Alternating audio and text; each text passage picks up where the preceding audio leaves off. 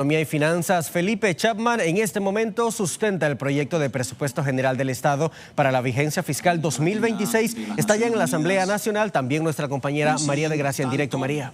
En el potencial de crecimiento o la estimación de crecimiento. A esta hora, el ministro de Economía y Finanzas, Felipe Chapman, sustenta el proyecto de presupuesto general del Estado para 2026 en la Comisión de Presupuesto de la Asamblea Nacional. Es un presupuesto de 34.901 millones de dólares, 4.000 millones o más de 4.000 millones de dólares de aumento en relación con el de 2025.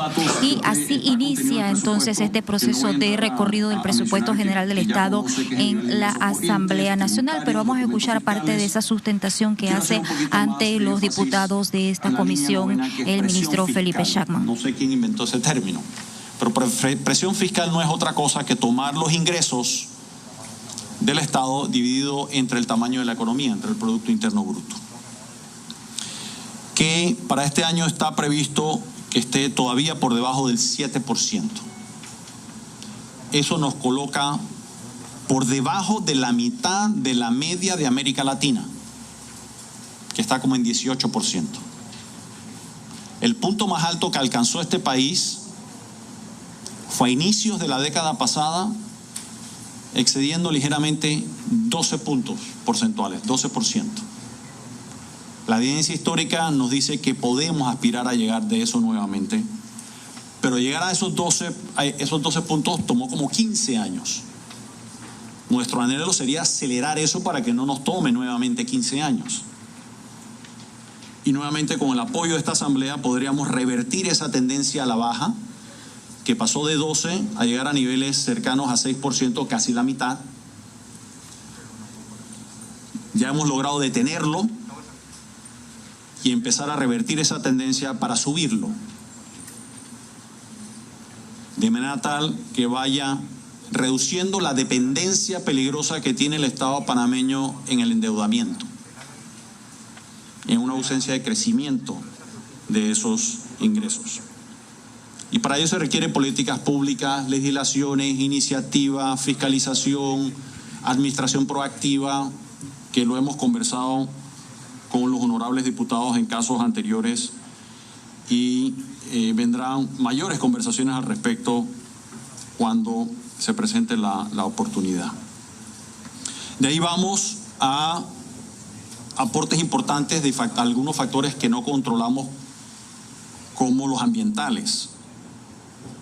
Canal de Panamá, que este año estamos previendo que aporte al país unos 2.790 millones y para el próximo año 3.245 millones. Eso es un estimado. Y ese estimado depende de muchos factores. Depende de que tengamos suficiente agua, depende del crecimiento económico de la economía global, depende del comercio mundial, depende de los precios de los combustibles, depende de la inflación. Es decir, hay una cantidad de elementos que están incluidos en esta estimación que nosotros hemos puesto en esta cifra, que pueden variar para bien y para mal, ojalá para bien, pero sentimos que es un número bastante prudente, consistente con lo que prevén otros analistas a nivel global. Y de allí es importante entender la utilización de estos recursos. Y comparto la preocupación de los ciudadanos que sienten que estos recursos no le llegan. Y ahí es otra labor importante que tenemos esta Asamblea y este órgano ejecutivo, de explicarle al ciudadano dónde en este presupuesto general del Estado están esos recursos. Esos recursos están no solamente en medicinas, en educación, en centros de salud, en carreteras, sino que también está en programas de apoyo a los más vulnerables. Ayuda a que la cuota para pagar una hipoteca y comprar una vivienda sea más baja. subsidio a la vivienda.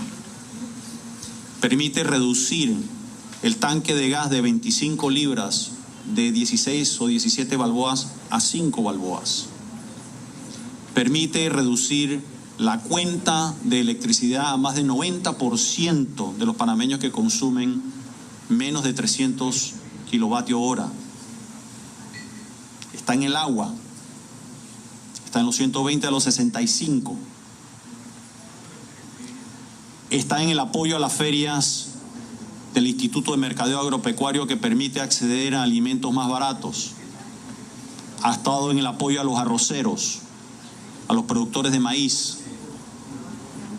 Y se extiende la lista. Allí está el dinero, que es importante que los ciudadanos sepan, que aporta el Canal de Panamá al Tesoro Nacional y lo asigna en armónica colaboración el órgano ejecutivo y el órgano legislativo.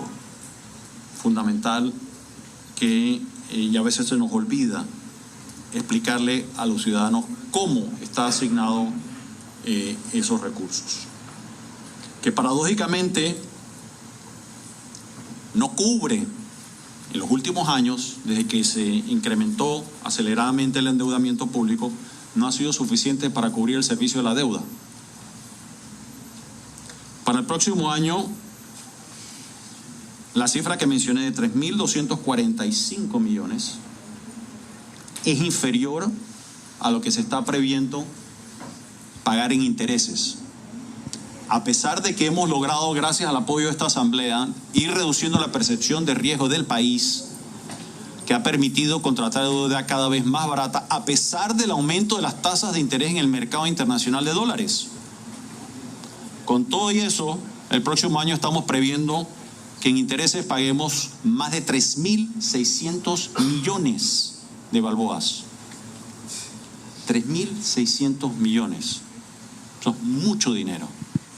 Superior a los 3.245 que genera el canal. Porque la deuda pasó de un poco más de 25.000 millones a llegando a 55.000 millones en menos de 4 años. Y de una relación equivalente al tamaño de la economía de 46% a niveles acariciando el 67%.